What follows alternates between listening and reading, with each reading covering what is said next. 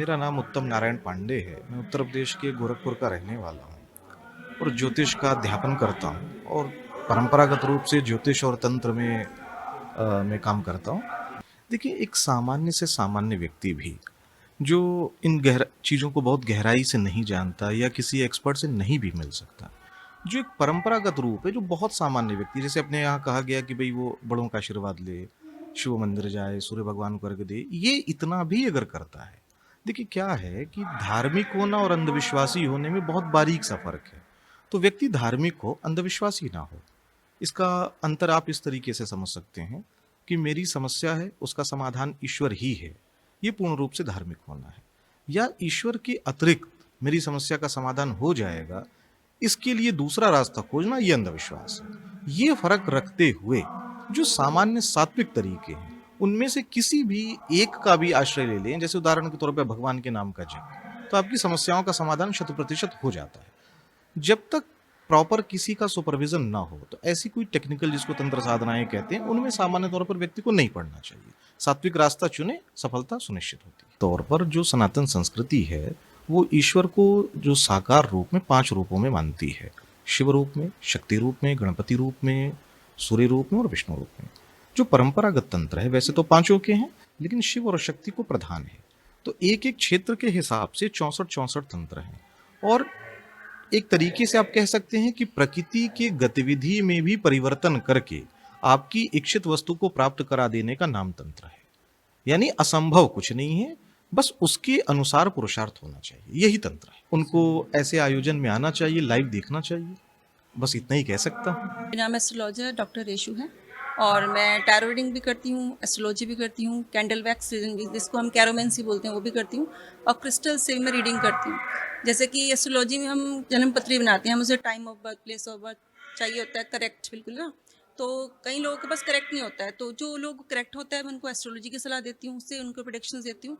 और जिनके पास करेक्ट नहीं होता है टाइम वगैरह अपना बर्थ का, तो उनके लिए अलग विधियाएँ हैं। जैसे कि हम प्रश्न कुंडली बनाते हैं ज्योतिष में, या हम टैरो के माध्यम से, जिसमें कार्ड्स होते हैं, 78 कार्ड्स होते हैं, उनके माध्यम से बताते हैं।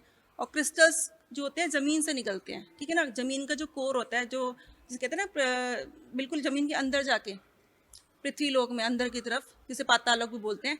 तो इस तरह से ज़मीन के कोर में से, जैसे ज्वालामुखी में से, ज्वाला में से कई तरह के पत्थर निकलते हैं, तो वो बहुत प्योर होते हैं। जो ज़मीन के अंदर से चीज़ निकल रही है, तो उनके अंदर पॉजिटिव एनर्जीज होती हैं, ठीक है ना।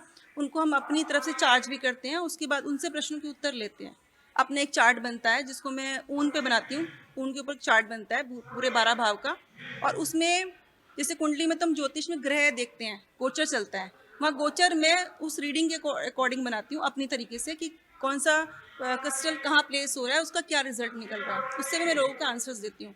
तो जिनकी लंबी प्रेडिक्शंस होती हैं, लंबी चीज़ें जानना चाह रहे हैं आगे कि कई सालों का आगे तक का जानना चाह रहे हैं, तो मैं उनको ये सलाह दूंगी कि अब ज्योतिष में चाहिए, क्योंकि वहाँ दशा अंतर्दशा काम करती है, टाइम प्रेडिक्शंस लंबी आ जाती हैं। लेकिन जिनके कोई करंट क्वेश्चंस हैं, करंट क्वेश्चंस हेल्थ को लेके, अचानक से कोई बीमारी आ गई, समझ नहीं आया क्यों हुई, या दवाइयाँ असर नहीं कर रही हैं, या कोई नेगेटिव एनर्जीज के संपर्क में आ गया, तो करंट से अचानक से आई प्रॉब्लम के लिए, सोल्यूशन के लिए मैं कहती हूँ कि आप टैरो में जाइए या क्रिस्टल से आंसर लीजिए, उसकी प्रेडिक्शन सही निकलती है। मैं उसको उनको वैदिक रेमेडीज़ भी देती हूँ। तो इस तरह का है। बाकी ये है कि जैसा अभी जानते हैं कि ग्रह 9 तरह के होते हैं, 9 ग्रह होते हैं। 7 तो हमारे नॉर्मल ग्रह होते हैं, 2 छाया ग्रह राहु केतु मानते हैं हम, ठीक है। तो उनका भी हमारे जीवन में बहुत प्रभाव पड़ता है, ठीक है। कुंडली में उनकी प्लेसमेंट अगर सही ना हो, तो हमें रिजल्ट नहीं मिलता कई बार। तो रिजल्ट अगर प्रॉपर चाहिए आप, तो कुंडली का विश्लेषण कराइए, क्योंकि कुंडली को, ज्योतिष को हम 5वां वेद मानते हैं। ये वेद का नेत्र मानते हैं, कि वेद के नेत्र हैं। जैसे 4 वेद है हमारे पास, तो वेद का नेत्र, वेदों में इनका वर्णन है। एंशियंट साइंस है, हमारी सनातन धर्म की सबसे पुरानी विद्या है ज्योतिष। तो और यहीं से ये मदर भी है, ज्योतिष से ही सारी चीज़ें बाहर निकली हैं। तो मैं ये कहूँगी कि ज्योतिष पे विश्वास करना चाहिए, क्योंकि ग्रहों की अनुकूलता और प्रतिकूलता का हमारे शरीर पर असर पड़ता है। जितने भी नक्षत्र हैं सब विद्यमान हैं यूनिवर्स में, और ये नासा भी प्रूव कर चुका है कि जितने भी नक्षत्र हैं सब ब्रह्मांड में हैं। उनकी फोटोग्राफ्स भी, आप नासा की साइट पर जाइए, वहाँ आपको साइंटिफिकली प्रूव मिलेगा कि सारे नक्षत्र अवेलेबल हैं, सारी राशियाँ, सबकी साइंस, जो हम जोडिएक साइंस देखते हैं, वो साइंस भी, सारे के सारे साइंस भी अवेलेबल हैं ब्रह्मांड में। तो उन, जब सब कुछ अवेलेबल है, साइंस भी प्रूव कर चुकी है, तो हमारी जो एंशियंट साइंस है वो तो उससे भी ज़्यादा पुरानी है। तो ग्रहों पर विश्वास कीजिए, अपनी कुंडली का विश्लेषण अच्छे से करवाइए, ताकि आपको प्रॉब्लम पता चल सके कहाँ आ रही है। अब मैं आपको जनरली लोगों को बताना चाहूँगी कि जैसे कि साढ़े साती से लोग बहुत डरते हैं, शनि की साढ़े साती चल गई, ढैया चल गई। सभी के जीवन में 3 बार तो आती ही है। तो उसके लिए एक सरल से उपाय बता रही हूँ आपको। किसी के पास कोई कुंडली ना भी दिखाए तो भी बस इतना पता होना चाहिए कि आपका शनि सैटर्न की दशा गोचर में है, शनि आपकी साढ़े साती लगी हुई है, ढैया लगी हुई है। चाहे आपको हेल्थ इश्यूज हो रहे हो या फिर आप चाह रहे हो कि शनिदेव हमसे प्रसन्न हो जाए। शनि साढ़े साती किसी के लिए जरूरी नहीं खराब ही हो, तो उनके लिए मैं कहूँगी कि अगर आपको कुछ भी समझ में नहीं आ रहा है तो शनि देव को प्रसन्न करने के लिए बहुत सारे उपाय हैं, पर सबसे उच्च का उपाय मैं आपको बताने जा रही हूँ कि अगर आप शनि देव की शनिवार के दिन अगर आप हनुमान जी की पूजा करते हैं, हनुमान जी की प्रतिमा के सामने बैठते हैं, उनको पीपल के पत्ते और लौंग के पत्ते की माला बना के पहनाते हैं, राम नाम लिख के हनुमान जी को पहनाइए और शनिदेव का ध्यान कीजिए। शनिदेव का ध्यान करते हुए हनुमान जी को पहनानी है। आप 11 लौंग लीजिए, 11 पीपल के पत्ते लीजिए। पीपल के पत्ते एक दिन पहले लेके आइए, शुक्रवार के दिन उनको अच्छे से गंगा जल से धोइए, पेड़ से प्रार्थना करके लेके आइए कि आपको हनुमान जी को अर्पित करने हैं। उस पर राम नाम लिखिए, जय जय जय हनुमान गोसाई कृपा करो गुरुदेव की नाई, ये बोलते हुए हर पत्ते पर राम नाम लिखिए। लाल चंदन से, अष्टगन से लिख सकते हैं, रोली से लिख सकते हैं। एक मौली लीजिए, एक लौंग बांधिए, एक पीपल का पत्ता बांधिए, फिर एक लौंग, एक पीपल का पत्ता, इस तरीके से 11 लौंग और 11 पीपल के पत्ते एक मौली में बांध के हनुमान जी को माला अर्पण कीजिए। ये काम आपको 11 मंगलवार करना है। कोई भी परेशानी हो आपके जीवन में, चाहे वो शनि से संबंधित ही हो मुख्य रूप से, या कोई सी भी जीवन में आपको कोई जॉब नहीं लग पा रही है, शादी नहीं हो पा रही है, ठीक है, मंगली है या कुछ भी रीजन है, या कोई भी काम में आपकी अड़चन आती है, अड़चन को दूर करने का ये उपाय सबसे सिद्ध उपाय है ये। और मैंने तो यहाँ तक भी एक्सपीरियंस किया है कि लोगों 11 मंगलवार पूरे भी नहीं होते, 5वें 6ठे मंगलवार में लोगों का काम हो जाता है। फिर भी अगर आपका काम होता है तो ये 11 मंगलवार का संकल्प आप पूरा कीजिए। शनिदेव की प्रसन्नता मिलेगी, हनुमान जी की प्रसन्नता मिलेगी, मंगल ग्रह की प्रसन्नता मिलेगी, और जितने भी ग्रह बाकी की कुंडली में वो सब आपके बैलेंस होते चले जाएंगे। तो एक बहुत ही सिंपल सी मैंने आपको रेमेडी बताई है जो बहुत ज़्यादा इफेक्टिव है, स्पेशली शनिदेव के लिए, उसके अलावा मंगल ग्रह के लिए। और ये सभी अगर आपने इनको प्रसन्न कर लिया तो सारे ग्रह आपके अनुकूल हो जाएंगे। ये मैंने आपको रेमेडी दिया। तो इस तरह की चीज़ें हैं, ज्योतिष में विश्वास कीजिए, विश्वास करेंगे तो आपके काम बनेंगे। अगर आप विश्वास नहीं करेंगे तो आप पत्थर की मूर्ति को पूज रहे हैं, अदरवाइज कुछ भी नहीं होगा। भगवान पर विश्वास क्यों करते हैं? मंदिर जाते हैं, भगवान को देखते हैं, प्रार्थना करते हैं, आपके काम बनते हैं, ठीक है ना। तो एनर्जी लीजिए, सही लोगों के पास जाइए तो आपको रिजल्ट्स भी सही मिलेंगे, तो विश्वास कीजिएगा। ये मेरी छोटी सी रिक्वेस्ट है। बाकी इस प्रोग्राम में मैं आई हूँ, बहुत ही अच्छा लगा यहाँ पे आके, मेरा फर्स्ट अटेम्प्ट है इस प्रोग्राम में, और आने वाले समय में मैं आती रहूँगी, मुझे बहुत अच्छा लगा। और अगर किसी को मुझसे कांटेक्ट करना होगा तो आप कर सकते हैं। मेरा यूट्यूब पर चैनल है आदिशक्ति S2N टैरो वर्ड, आप टाइप करेंगे तो मेरा चैनल आएगा। इसके अलावा मेरा कॉन्टैक्ट नंबर है 8791262177। आप व्हाट्सएप के थ्रू कॉन्टैक्ट कर सकते हैं। नवग्रह औषधीय स्नान सामग्री मैं बनाती हूँ, यहाँ भी लेके आई हूँ। कोई भी ग्रह आपका प्लैनेट, किसी भी प्लैनेट की कंडीशंस आपकी ठीक नहीं है, कुंडली में कोई प्रॉब्लम है, अपने ऑरा को साफ करने के लिए आप उसको स्नान को ले सकते हैं। उसका एक प्रोसीजर है, उसको कैसे बनाना है, कैसे यूज़ करना है। जितना भी आपकी बॉडी के चारों तरफ ऑरा होता है वो क्लींस होता है, आपकी नेगेटिविटी दूर होती है, आपके काम बनने शुरू होते हैं। सारे ग्रहों की अनुकूलता उस एक उपाय से मिलती है। कोई लेना चाहे तो कांटेक्ट कर सकता है। नमो राघव, जय मां आदिशक्ति पीताम्बरा। नवीन पाराशर और कोटा राजस्थान से हूँ मैं। वास्तव में मैं हस्तरेखा और वैदिक ज्योतिष, वास्तु, सभी विषयों पर मैंने शोध किया, लेकिन एक विषय ऐसा रहा कि हैंड राइटिंग और सिग्नेचर से मैंने काफ़ी कुछ चीज़ों को जाना।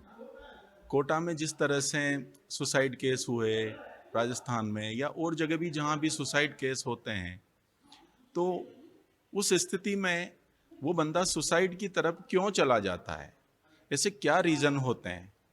सबसे पहले उसका चंद्रमा एक्टिव होता है।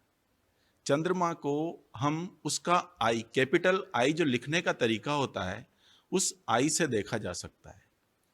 उस कैपिटल आई में यदि जो बार हैं उसके ऊपर नीचे वाली यदि दूर हैं तो वो मदर फादर से दूर हो जाता है, और उस स्थिति में वो अपना कॉन्फिडेंस खो देता है। कॉन्फिडेंस खोने के लिए उसका टी, जो वो टी लिखता है, उस टी का शेप कॉन्फिडेंस को बता देता है कि ये बच्चा कॉन्फिडेंस खो रहा है, या ये स्टूडेंट या कोई पेरेंट्स अपने कॉन्फिडेंस को खो देता है। कॉन्फिडेंस खोने के बाद उसका लिखने का तरीका G, Y और J, ये तीनों शब्द G, Y, J इस तरह का लिखता है कि वो अपने रिश्तों से दूर चला जाता है, अपनी फिजिकल स्ट्रेंथ खो देता है। लास्ट में इतना सब कुछ हो जाता है, तब वह अपना D, जो डिप्रेशन की फॉर्म होती है, उस डिप्रेशन में टेंशन प्रेशर ला देता है। उस डी में यदि वो लूप बना देता है, एक टाइप होता है कि वो अपने डी को इस तरह से बनाता है कि उस फॉर्म को खोना उसको सुसाइड की ओर ले जाएगा, और वो बंदा, वो स्टूडेंट उस केस में 20 या 25 दिन में सुसाइड कर लेता है। अब यदि उसके ये 3-4 शब्दों को देख लिया जाए, उसकी हैंड राइटिंग से, उसके सिग्नेचर से, तो उसको सुसाइड करने से रोका जा सकता है। यही फॉर्म सिग्नेचर की होती है। सिग्नेचर जो आप करते हैं उसका फर्स्ट लेटर आपके लग्न को शो करता है, और आपका लग्न ये बताता है कि आपके बॉडी के किस पार्ट में, आपके पैरों में, आपके पेट में, हार्ट में, या आपके सर में किस ऑर्गन में आपको बीमारी आने वाली है, या तो हो जाएगी या आप अभी पीड़ित हैं। यदि उस सिग्नेचर के फर्स्ट लेटर को चेंज कर दिया जाए, आपके सिग्नेचर का फॉर्म पूरा बनता है, उसकी एक पूरी रेमेडी है, लेकिन यदि फर्स्ट लेटर को ही कंट्रोल कर लिया जाए तो आपको बीमारियों से दूर किया जा सकता है। आपके होने वाले एक्सीडेंट, आपके पेट, हार्ट में प्रॉब्लम, आपके ब्रेन में कोई प्रॉब्लम है, वो उस सिग्नेचर के फर्स्ट लेटर को चेंज करके दूर की जा सकती है। ऐसा मेरा दावा है, और मैंने कई लोगों के सिग्नेचर देखे हैं, चेंज किए हैं, हैंड राइटिंग से कई स्टूडेंट्स को बचाया है, सुसाइड पर जाने से रोका है।